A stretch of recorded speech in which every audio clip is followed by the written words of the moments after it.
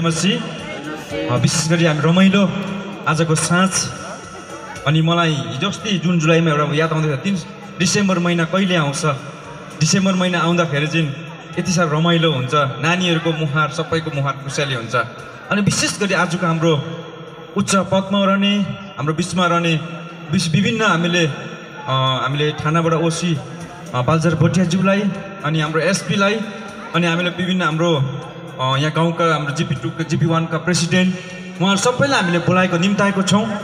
तर हाम्रो बालजरज्यूले भन्नुभयो उहाँको छुट्टीमा उहाँ बस्नु भएको छ अनि हाम्रो एसपी उहाँ हाम्रो आलेपुर जानुभएको छ अनि हाम्रो विष्णु लामाज्यू अनि उहाँले पनि आफ्नो विषयमा अलिकति कुरा आउन सक्नु भएन।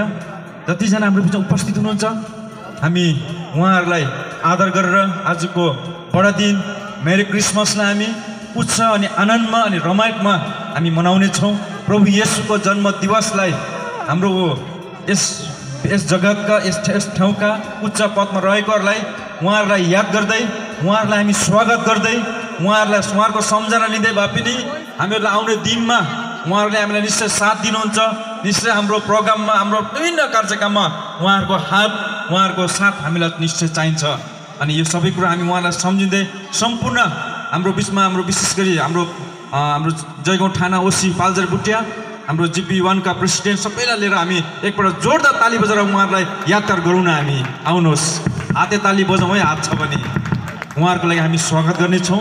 उहाँहरूलाई हामी उहाँको उपस्थित नहुँदा पनि हाम्रो जीवित परमेश्वरको उपस्थित हामीसँग छ। यति 2 शब्द राख्दै म सामेल भाइले चाहन्छु।